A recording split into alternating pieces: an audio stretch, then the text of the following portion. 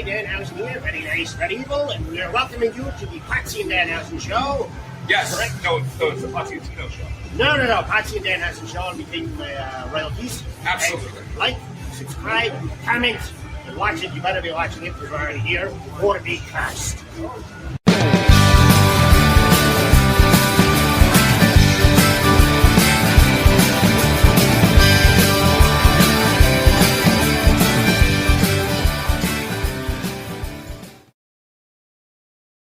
It's the Potsy and Tino show. Talk the facts and let opinions blow. Laughs, hot takes, and maybe a rant. Two best buds with a mic and a plan.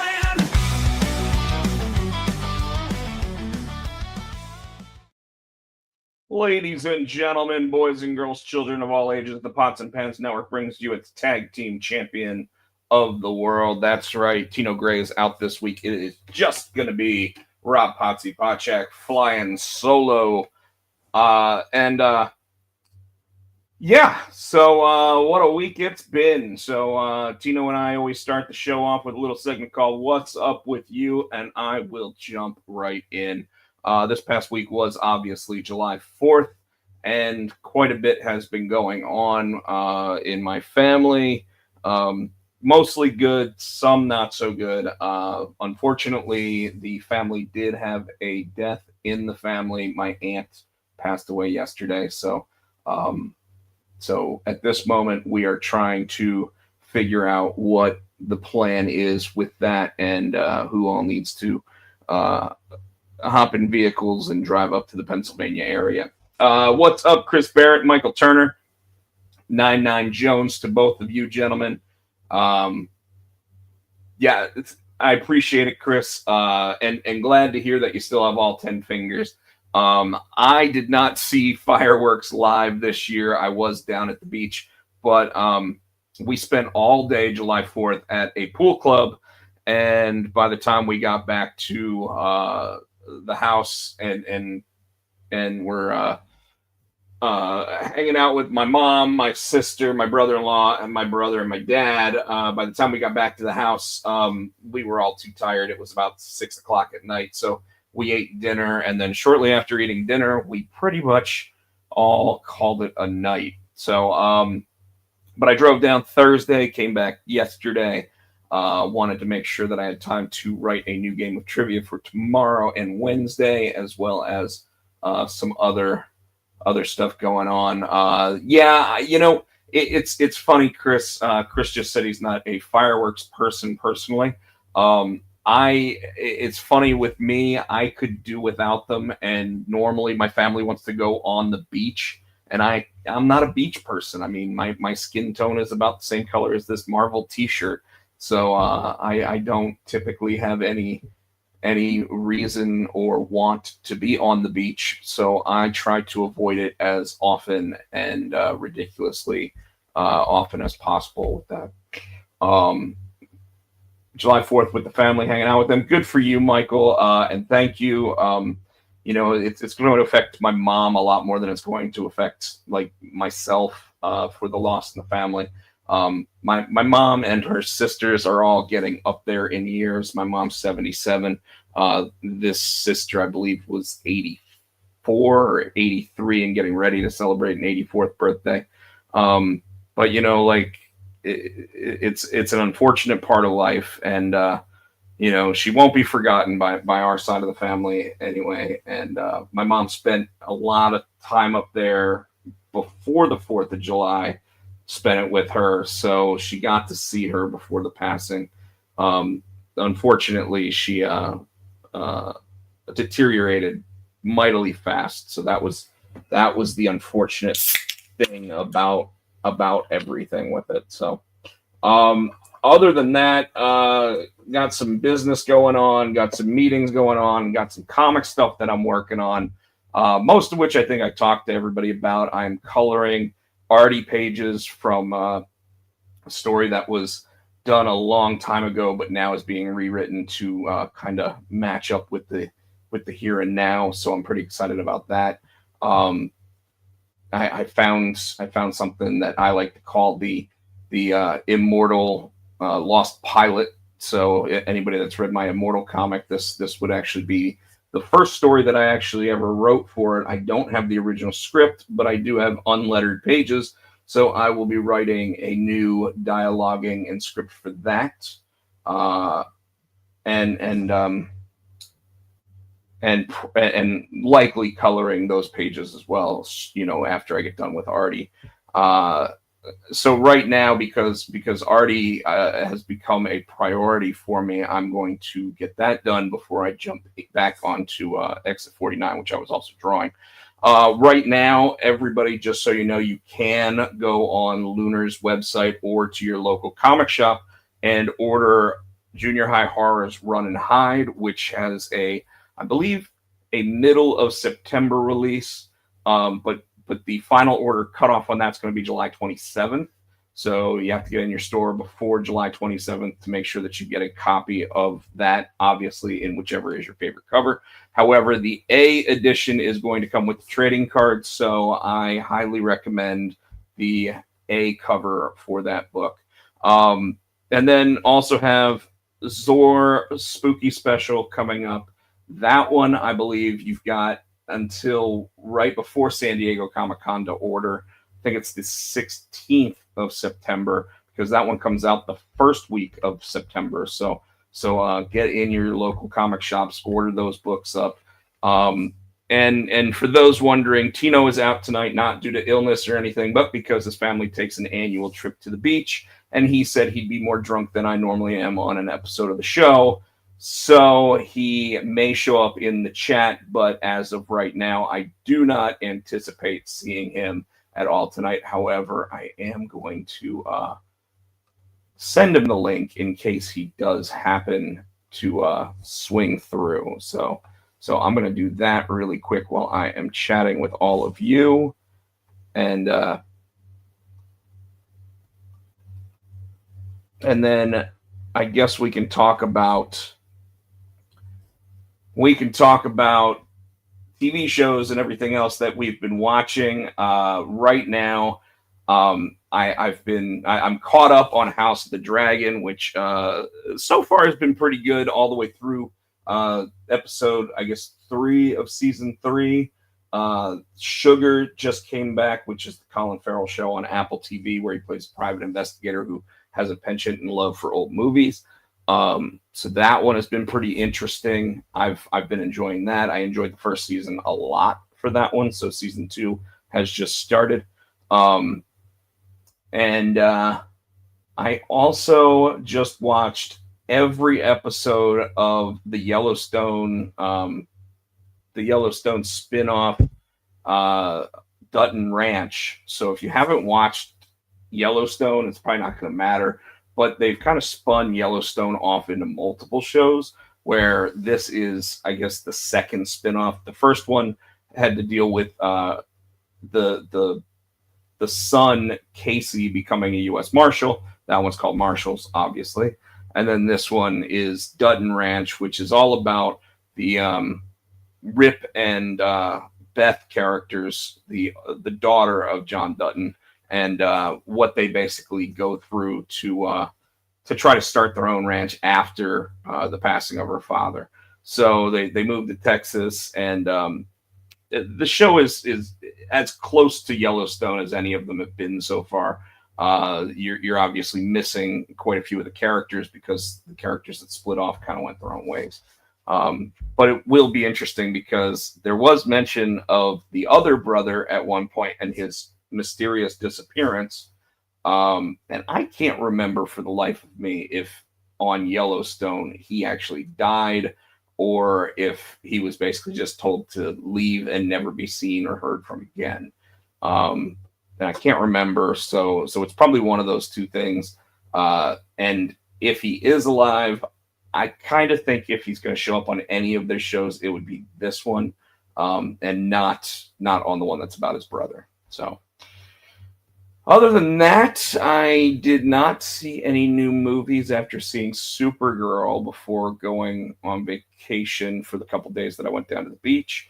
I'm going to take a look to see what is out and available, and maybe go see a movie tomorrow. but I may have a meeting that I've got to be on that I can't talk about. So that may take up the time rather than going to a film tomorrow. Otherwise, I guess it's time to talk about some pro wrestling. So we're going to start with some sad news. Scarlett, the little girl that WWE has been spotlighting as, I guess the best way to describe her, and I believe her last name is Guillen, Charlotte's little sister, basically the one that Charlotte spends family time with, goes, visits the family, talks to the daughters, hangs out with them, does all of that type of stuff. And unfortunately, the little girl that had the brain tumor has passed away. So I hope that they got enough time with her. And from the entire Potsy and Tino show family, we want to go ahead and offer our condolences, and our thoughts are with the family for that. So pretty disappointing and upsetting news to start with. And we're not going to get any better when we talk about how Jey Uso this week was served with divorce papers. Now, this shouldn't come as much of a surprise, considering Jey Uso had already told the world that he pretty much was in a relationship with Jada Parker. So I would say that anybody that wasn't expecting this probably lived under a rock. And for anybody that is getting all high and mighty saying that he shouldn't have been dating anybody, I've been through divorce. The way it works is you got to be separated for a long time before you even file the divorce paperwork. So when that happens, like the state of North Carolina, you've got to be apart for a year because they want you to show an attempt at reconciliation before you actually go your separate ways. And yeah, Michael, when it comes to Scarlett's family, they had a bunch of people, including Tyrese Halliburton, Charlotte herself, LA Knight, other WWE superstars had all actually donated to the family to make sure that they are well taken care of for at least the current time being. So that was really, really good to hear that about it. But yeah, so Jey Uso getting divorced, he's already in a relationship.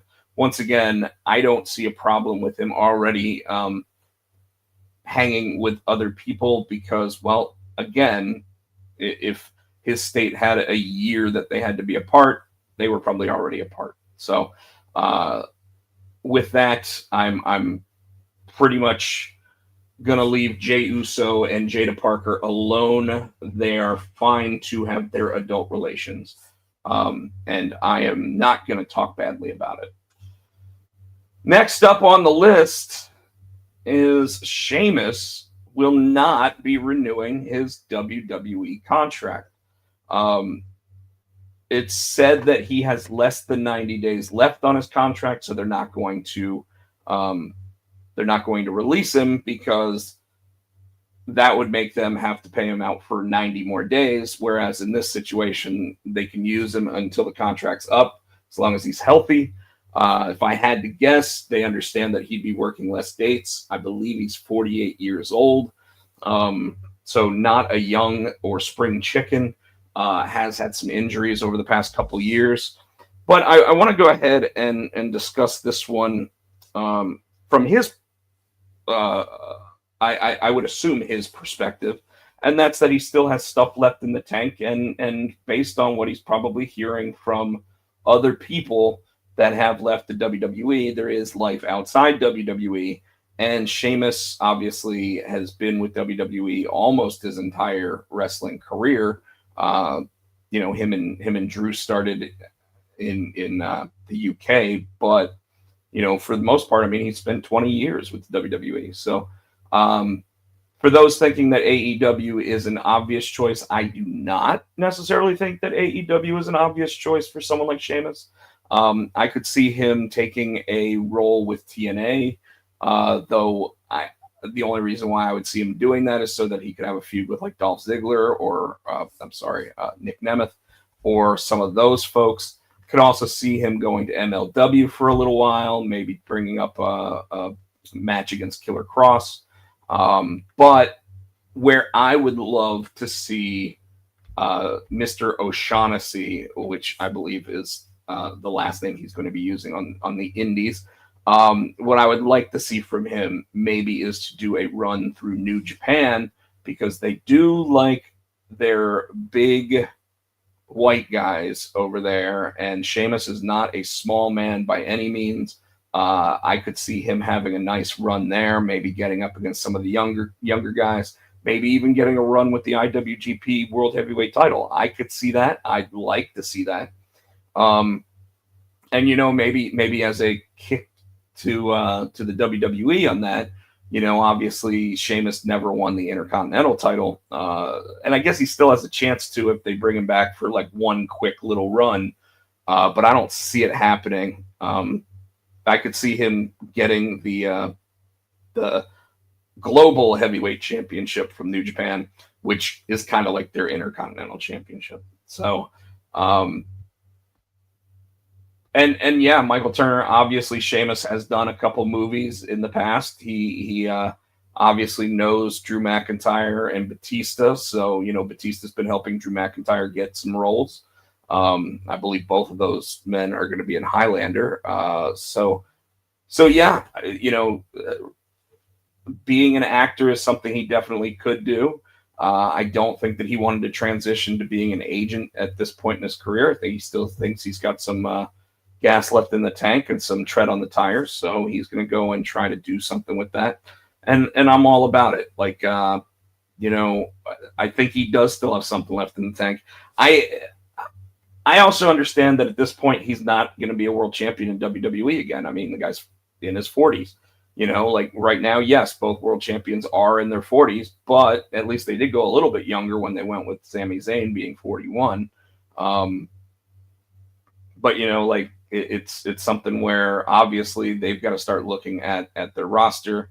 I think in this situation, they probably said, hey, you're going to be working like a third of the amount of dates that you had been working on your previous contract. So the amount that we actually give for that at this point is X number of dollars, which was not the same as the Y number of dollars he was receiving with WWE currently. So him choosing to bet on himself, when it comes to pro wrestling, it seems to work out more than it doesn't for some people. But I wouldn't necessarily expect Sheamus jumping into AEW, because Tony has been a little more apprehensive about putting former WWE stars on his roster, though there are some that obviously he's looking at.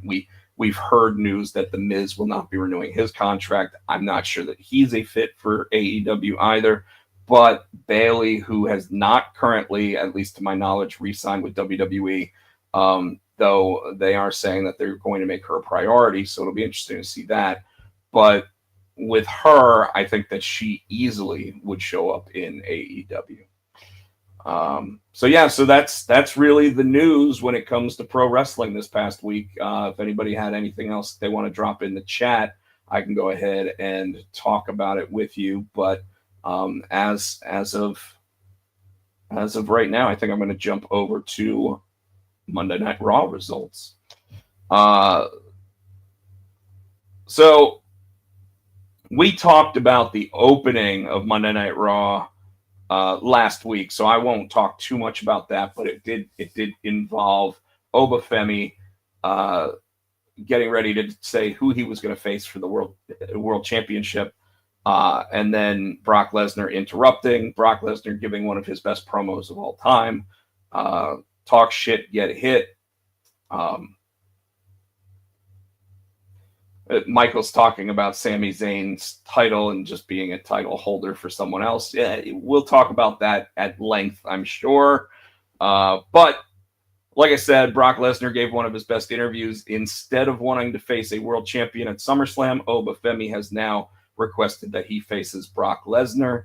And Brock Lesnar accepts the challenge, but with the stipulation of Hell in a Cell, which it'll be nice. Brock Lesnar's 3-0 in Hell in a Cell, so it'll be interesting to see if he takes an L in there.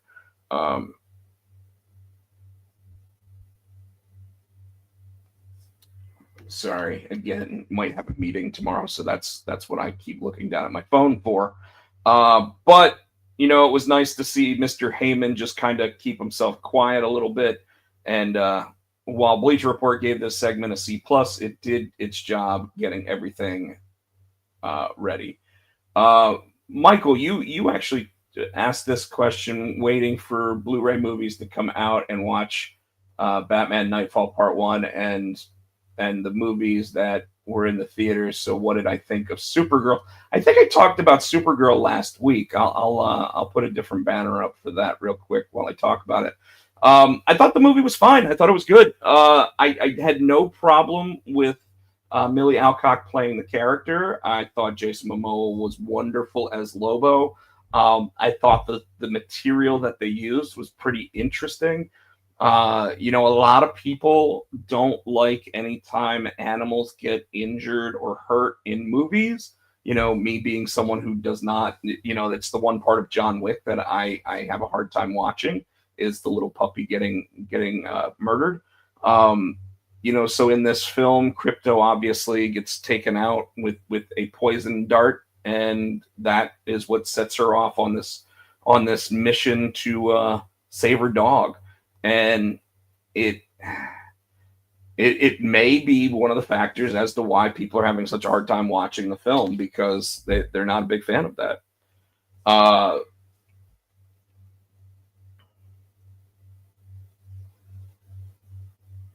Hold on, sorry, folks. Don't want to give you dead air, but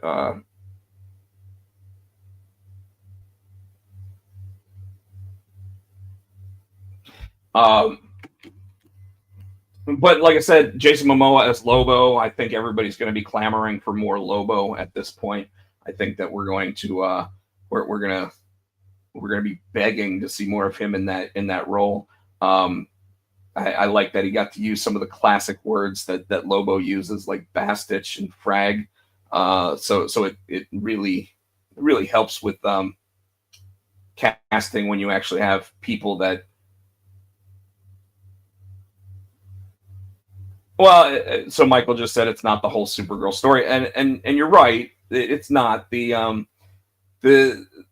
again, the story there, I felt it was fun. The nagging little girl got a little bit old, when you keep watching her just find her way to sneak into all these places that she should never be in. One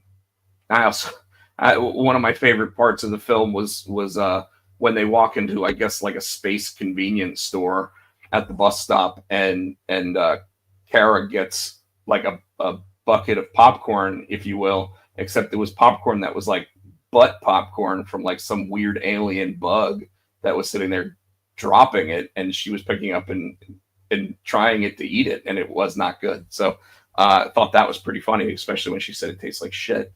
Back to Monday Night Raw, though. I like I said, I liked the beginning. I liked how they set up this third match for the two of them.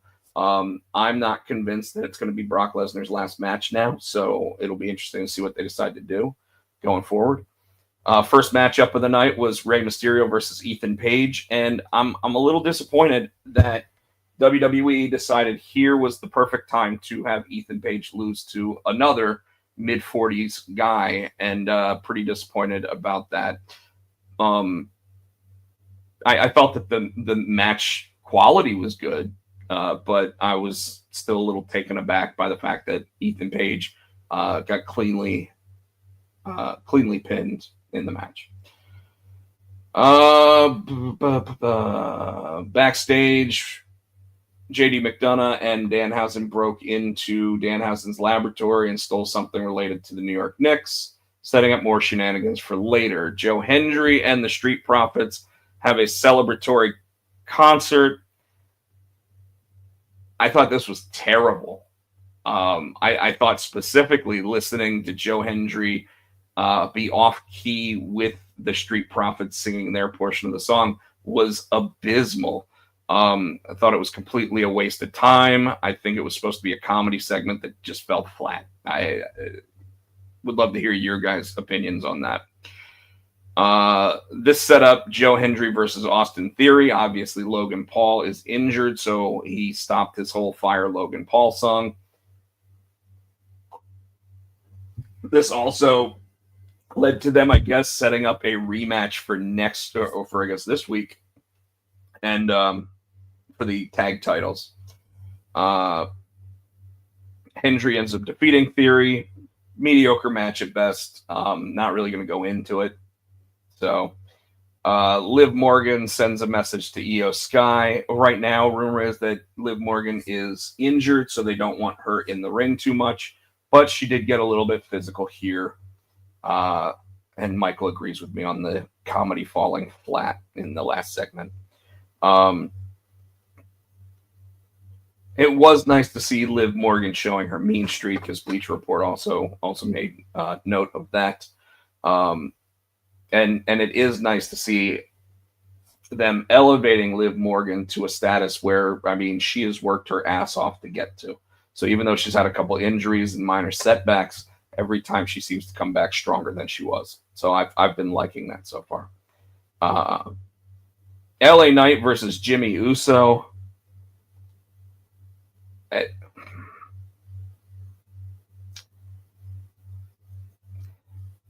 I guess it was nice to see Jimmy Uso get a win, but the Bloodline shenanigans, we talked about it last week at length. We talked about it the week before that at length. I just don't even want to talk about the Bloodline at this point. I know it sells merch, but I'm not a fan of what they are doing by bringing it back. It will be interesting to see if they put LA Knight and Solo Sikoa together as like some sort of weird tag team, but we'll see how that ends up playing out. At this point, Michael Cole and Corey Graves talked about how Nick Aldis was on administrative leave and Adam Pearce will be running both shows. I think last week specifically that was because Nick Aldis was not at the show, and Adam Pearce, obviously, they did 2 nights of tapings because they didn't want the wrestlers working July 3rd. So, yeah, Michael, been there, done that with the Bloodline. I am totally in agreement with you on that. More on that later. Backstage, Jacob Fatu told the Usos he's on his way to SmackDown to confront Solo Sikoa. Yay, more Bloodline. Maxine Dupree versus Raquel Rodriguez. If you thought that the Maxine Dupree experiment is over, I'm going to say this kind of showed it. Earlier in the night, you see Austin Theory trying to talk to the wise man. The wise man basically says, yeah, you go over there. I'm doing my own thing. And here, as well, I think Austin Theory basically kicked her to the curb as well. And then, of course, Dupree tried to apologize to Chad Gable. And that, Chad Gable kind of was like, meh. Chad Gable versus JD McDonough was the next match. This match was really good. But, of course, there was shenanigans because after the match, Danhausen nearly regained his Knicks jersey, but Raquel Rodriguez laid him out and repossessed it. Funny, repossessed. But the match itself, for what it was worth, I thought that these two... And actually, it was after this match is when Austin Theory basically took exception. When she said it was complicated, he suggested maybe this isn't working out and walked off. And then our main event of the night sets up probably night 2's main event at SummerSlam. It's going to be Seth Rollins versus Roman Reigns. And, of course, Roman sits there and says during this promo segment that he needs to beat Seth. And Bleacher Report really liked this segment. Probably one of Seth's better promos. Obviously, Reigns has been working on his promos ever since he came back from filming Hobbs and Shaw, as I was talking about last week. Bleach Report gave the segment an A+. They gave Seth Rollins the MVP and gave the show a B rating overall. And there were some D segments, like we already said. The Joe Hendry and Street Profits singing together did not go over well. So yeah. Next up, NXT. Folks, I apologize if it sounds like I'm blasting through this week's episode. I will be honest, I do kind of want to watch Raw from the beginning tonight because I'm not sure if they're going to start with a match that was announced on SmackDown or if they're going to end with it. But I found it really weird that they're going to put on what would be described as a SmackDown main event on Monday Night Raw. So, but let's go ahead and talk about NXT. This was the first show after the Great American Bash, which I thought was, based on what Tino said, a solid show.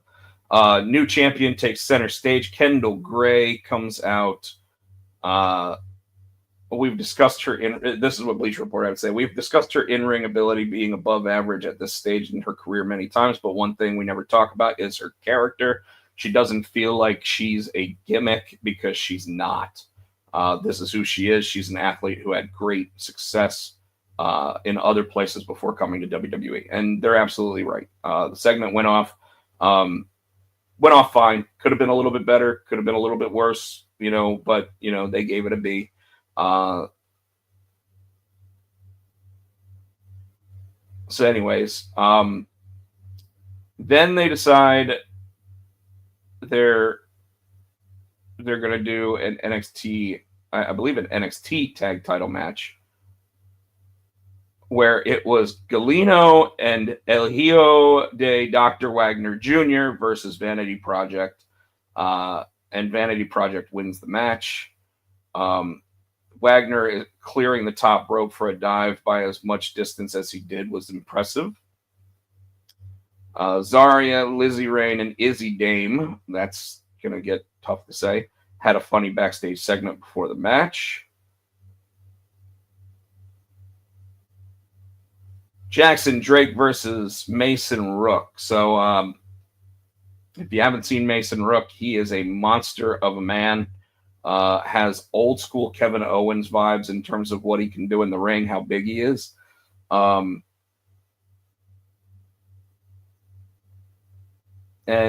in this match, we had Jackson Drake actually come out with the victory. So, and it was because the big woman outside actually caused him to lose. So, Robert Stone booked a 4-way tag match to find a new number one contender for next week. Keanu Carver versus EK Prosper. I think this all came from the speed matches, and EK Prosper defeats Keanu Carver. So he after he hit a major big league moonsault. Jada Parker versus Carmen Petrovic was up next. Ms. Parker beats Petrovic in what seemed like a pretty standard match. Tatum Paxley versus Kalani Jordan. I believe this was for the number one contendership of the women's title in NXT, and Kalani Jordan defeats Tatum Paxley, which is kind of disappointing because Kalani Jordan has already had multiple chances at the women's championship in NXT. I know Paxley's been the women's champion before, but, that was for a cup of coffee. So, yeah. What everybody think of NXT? Did anybody actually get a chance to watch it? Bleach Report gave it a C+. That sounds about right based on the fact that everything sounded like it was just run-of-the-mill first show back after a PLE.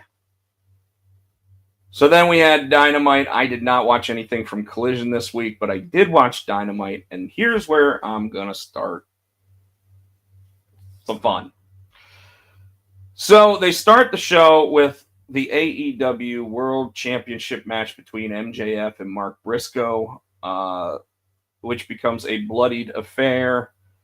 Froggy Bow could not keep the salt of the earth down, but Chicken kept the pressure on MJF with a dive off a steel chair. MJF avoided a table fall by tossing Briscoe onto the apron. And, of course, that sent them to a commercial break.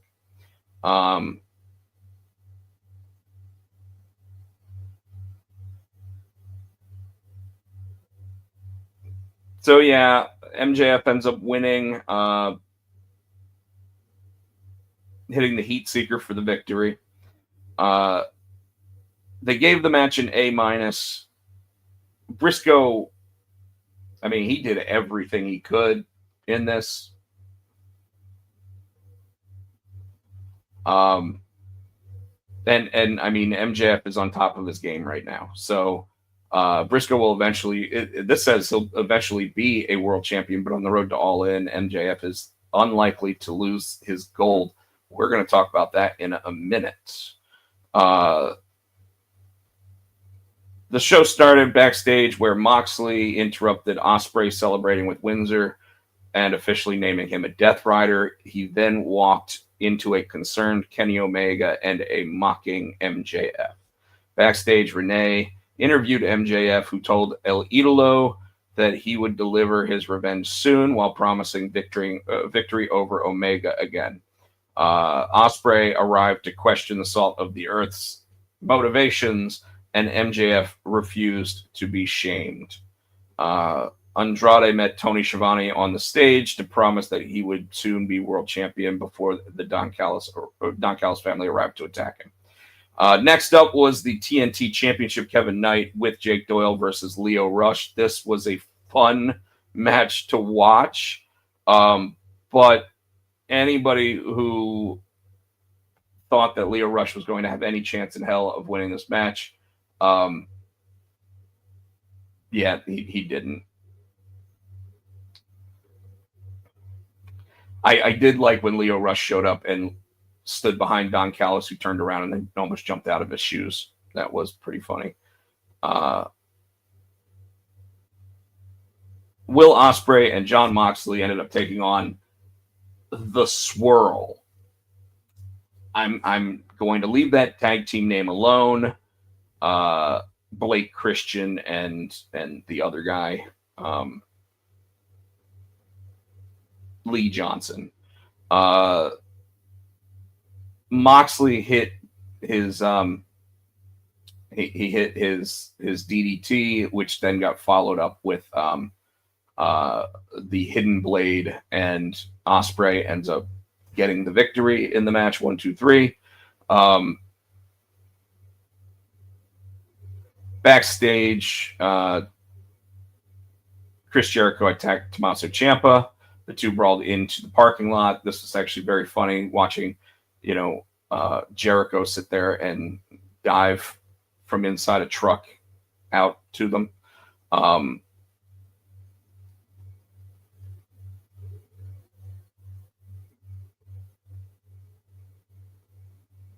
Ospreay still came out to his own music, if you want to know anything about that. Jay White comes out. Before this, though, there was a segment from All In, or from the last pay-per-view, with Christian and Edge, and Christian basically said he still had a problem with Jay White. Jay White comes out, and it almost sounded like he was going to turn on his friends, but did not. And the segment was fine for what it was. Got him back into the visual and into the eyes of all the watchers. So Jay White is back, and it'll be nice to see when he actually gets in the ring for the first time. Next up was the TBS Championship Survival of the Fittest, which was basically a 6-woman elimination style match for the TBS Championship. And I am going to say that I am surprised that Sheeta won. Sheeta also won in dominating fashion in this by basically choking out Chris Statlander.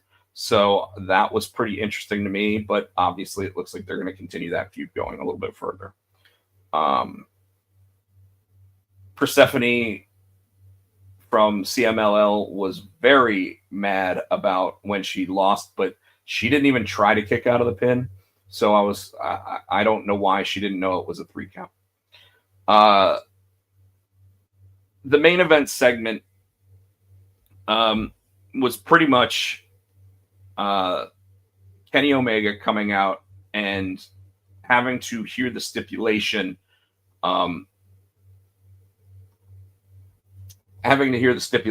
for MJF versus Kenny Omega at, I guess, Beach Bash this week, or Beach Break, I think is what it's called, this week.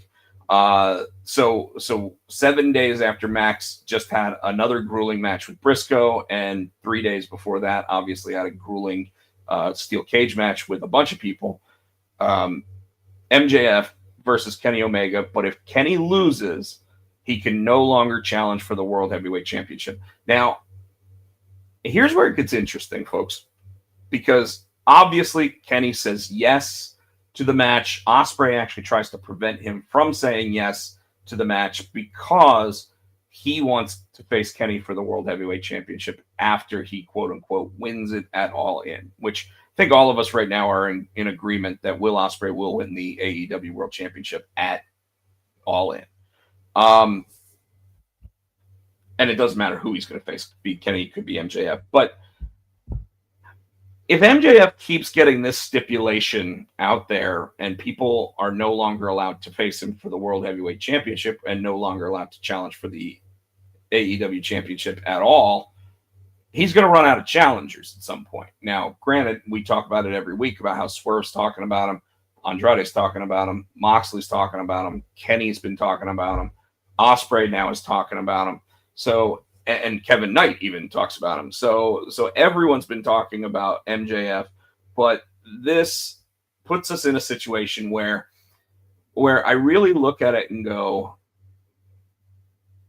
Kenny might not have a lot of time left in the ring. He might be thinking, okay, it's time to start wearing down and get ready for retirement himself. Because, I mean, now with AEW, he's made enough money to where he can retire. You know, I don't know if that would have been on the table if he had been in WWE at all during that time.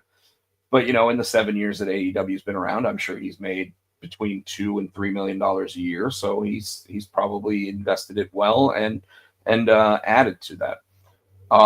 However, I started thinking about Kenny versus Ospreay at All In, and that just sounds like maybe the one match that is a bigger marquee match than MJF versus Will Ospreay at All In.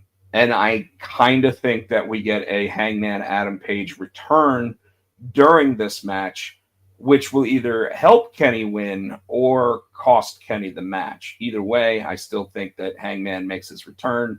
And if he does help Kenny to win the title, I think that sets up MJF versus Hangman at All In as well. Maybe even at Redemption or whatever the next pay-per-view that they're doing at the end of this month is. But either way, I see that being something where we could.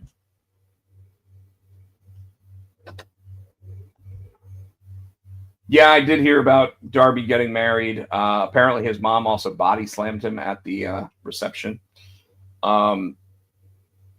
So I also see the possibility here where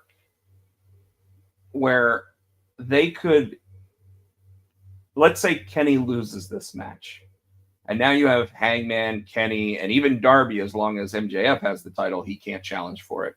Obviously, Cody lost a match with those stipulations as well. Obviously now in WWE, so that doesn't matter.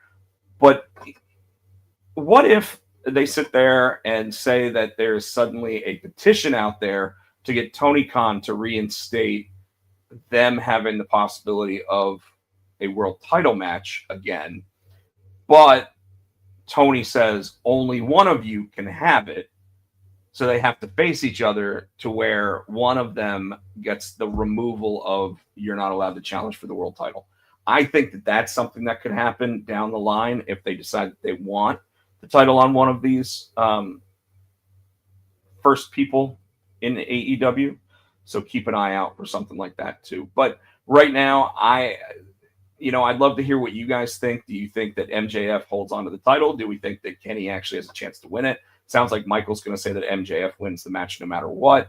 Chris Barrett, I'm leaving it open to you and anybody else that's in the audience. If you guys want to go ahead and throw in a chat comment, I would love to hear whether or not you think Kenny Omega, the wrestling god, versus the salt of the earth, MJF, who's going to walk out with that belt. I am going with Kenny Omega. I know it sounds odd that they would change the title on a Wednesday, a random Wednesday, but they are calling it Beach Break. So who knows? Maybe it is something where they throw a new thing out there and they go, you need to be watching Dynamite on a regular basis.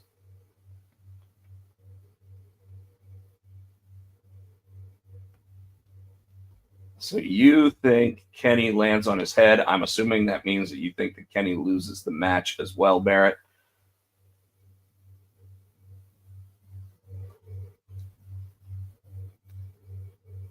So, all right. Also up on Beach Break, it looks like we are going to get the Tommaso Ciampa versus Chris Jericho match finally.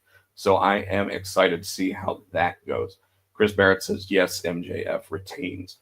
So now let's go to the other show of the week, Friday Night SmackDown, which opens up,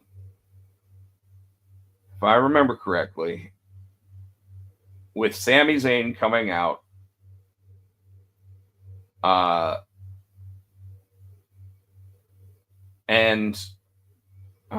Weird. Bleacher Report has it in a backwards fashion. So let me try to go to the beginning of the night and scroll up instead of scrolling down.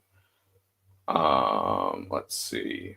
So Sami kicks off SmackDown, comes out wearing his brand new undisputed WWE champion, Last Real Good Guy t-shirt, with the championship in his hands.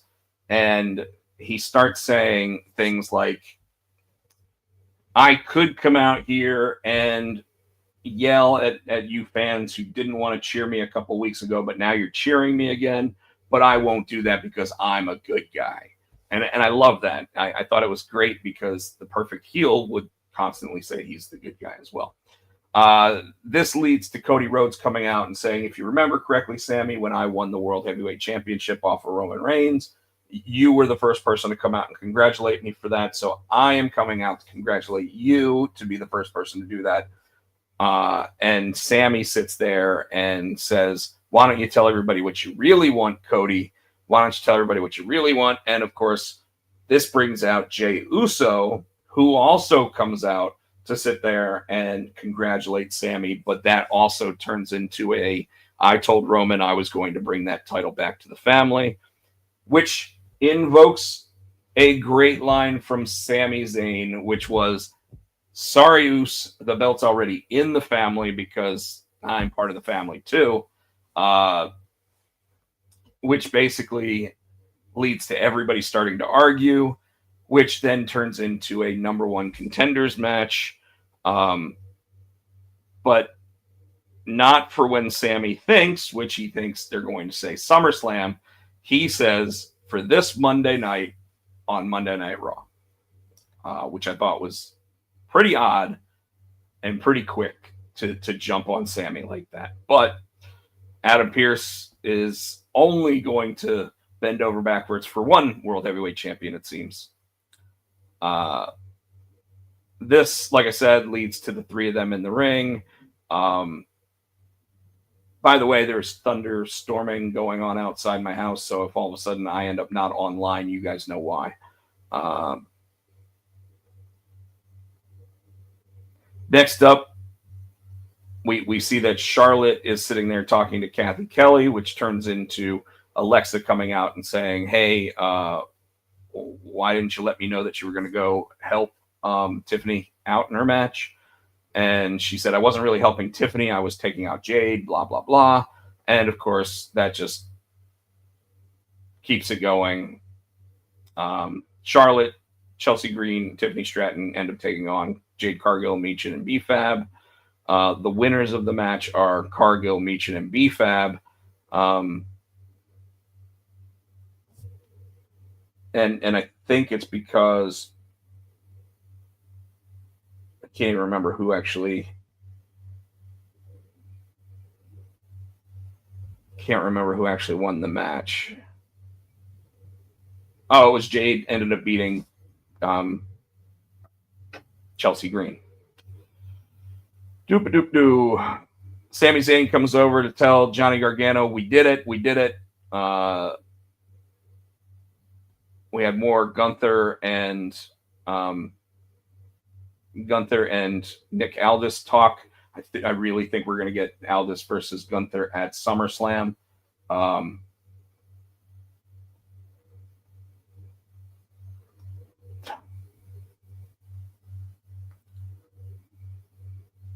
Then we had a AAA Cruiserweight Championship match on SmackDown. It was Rey Fenix versus Vikingo.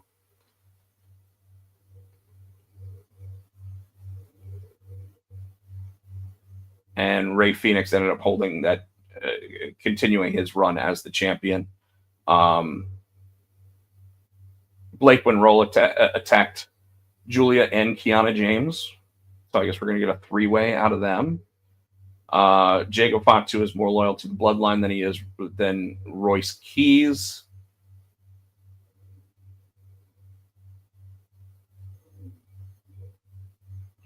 Next week, or I guess this week on SmackDown, Carmelo and Trick Williams are going to run it back for the U.S. title.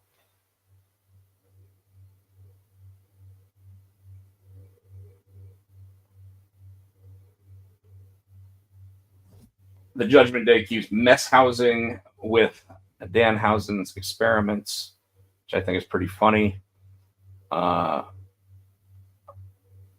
Laney Reed beat Brie Bella, so I see no issue with that. Michael Turner says Nick and Gunther at SummerSlam as well.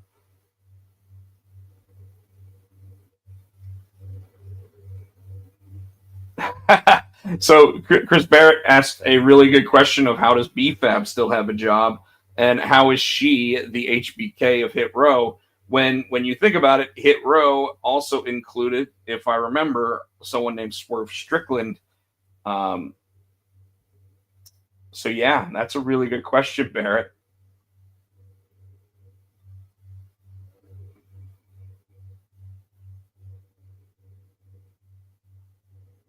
Cody Rhodes apologized to Finn Balor for not welcoming him to SmackDown, and the former Universal Champion replied by telling him that he came to the Blue Brand to challenge the American Nightmare for the undisputed title. Balor told him to go win the match and get his title back.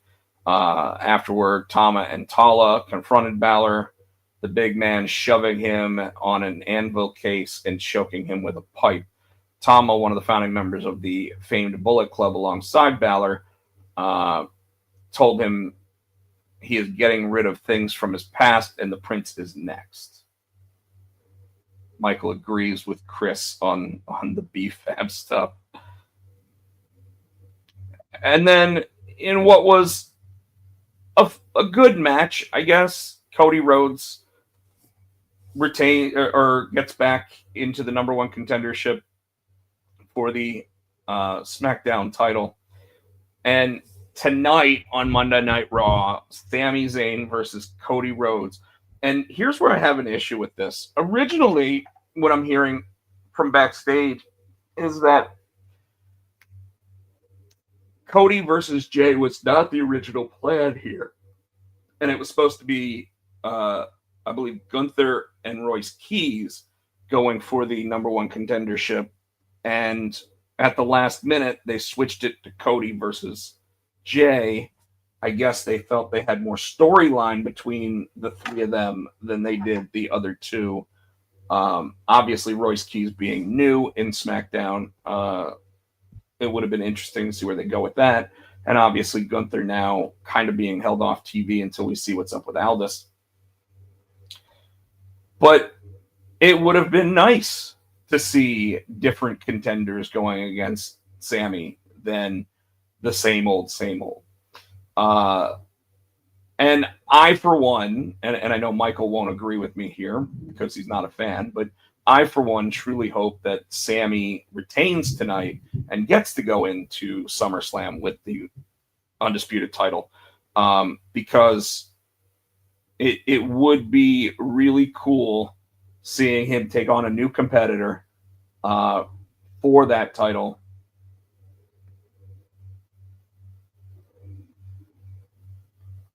Well, and that, you know, Michael's saying, can they do anything at all? And truth is, Michael, you know, that's what I'm kind of talking about. A Gunther versus Royce Keys match would have been new, different, and everything else, and would have given us, I mean, Gunther versus Sami obviously has happened multiple times. Sami's actually beaten him every time. What's up, Mr. Helios out there? We're almost done our show tonight already because Tino's not here and I'm not talking as much as I normally do. So, but yeah, with Sami and Cody tonight, I don't know if this is we're going to quickly pull the trigger, get the belt off of Sami, so that way he can go full-blown heel and actually have a reason and argument here. Because, I mean, a heel that sits there and says that he was screwed is definitely something that Sami could eat up and throw in everybody's faces. And I'd be all for it because I would love them to bring back the conspiracy theorist Sami Zayn, that I don't think we ever got the conclusion from his docu-series that he was going to do. So, all that said, folks, Sami versus Cody tonight on Raw, gonna be interesting. It is for the Undisputed Championship. I wonder if it's because Roman has the night off that they're bringing the other championship in. Obviously, I think this weekend we have Saturday night's main event. If it's not this weekend, it's next weekend. And I don't know what matches or anything they've got planned for that yet, so it'll be interesting to see where they go with that too. But yeah, that's pretty much all I got, folks. I like Michael just said, I am very disappointed that they're going back to the well with Sami and Cody, that they're going back to the well with the Bloodline, that they're going back to the well with all of these old gimmicks that you know, I guess they feel are still working in today's wrestling culture. But, you know, like, they're doing it at the expense of some of the younger guys. Like yes, Ethan Page is 37 or 38 now, maybe, but that's still younger than Rey Mysterio, and having Rey win against him last week made absolutely no sense to the current roster that we've got. So yeah, folks, I think that's about it for tonight. So I'll go ahead and tell everybody you can catch Tino at SC Tino on Instagram. I don't know what all of his other things are. Tino Gray Music, I think, on TikTok, and one of those other ones, he's got something else going. You can follow me at Rob Pochak, Rob Potsy Pochak, or Pochak on Twitter or X. Rob Pochak, Rob Potsy Pochak is going to be on everything else. Obviously, if you're watching us, you're either following us on Facebook, YouTube, or Twitch. So please like, subscribe, do all that fun stuff. Give us a thumbs up on the episode if you can. Tell all your friends about us. Obviously, Tino would say buy our shit. And yeah, I hope everybody had a great 4th of July. I did, but again, we did have a death in the family. So you know, I'll try to keep everybody in the loop if I'm going to be gone for any reason. Right now, I do not foresee me not being on an episode until mid-August, because I will be out of town from August 8th through 12th, I believe. I can check that real quick. Let's see, August. 9th through the 15th. 9th through the 15th, I will be out of town. I will be at Universal Studios in Florida. And obviously later this month, I've got San Diego Comic-Con, but that should not cause any misses in time or anything, because that is Wednesday through Sunday. I'll be back Monday for that. So, folks, I want to thank Adam's House Cat. We actually used a little bit of their song tonight as we launched in with our good buddy Danhausen. Also want to thank Danhausen for the opening of the show. And let's go ahead and give Motor City Machine Guns an applause as well for helping us with the close of the show. So, folks, for everyone out there, like I said, hope you had a great 4th of July. Look forward to seeing you all next week. And Tino should be back. So we will be back with an all-new episode 462 next week. So, yes, have a great night, and we will see you next time. Ready? Yeah. Motor City Machines and Potsy and Tino. For the Potsy and Tino show. Thanks for watching.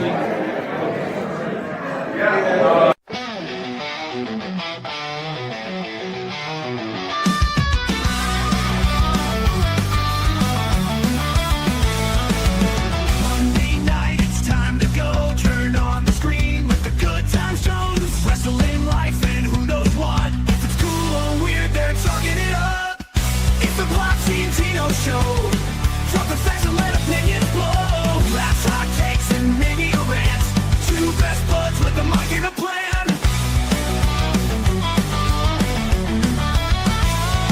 From the square circle to the comic racks, they're throwing chairs and spitting facts like they had 8. They'll likely be late. Grab a drink and speculate. It's the Potsy and Tino show. Drop the facts and let opinions blow. Laughs, hot takes, and maybe a rant. Two best buds with a mic and a plan.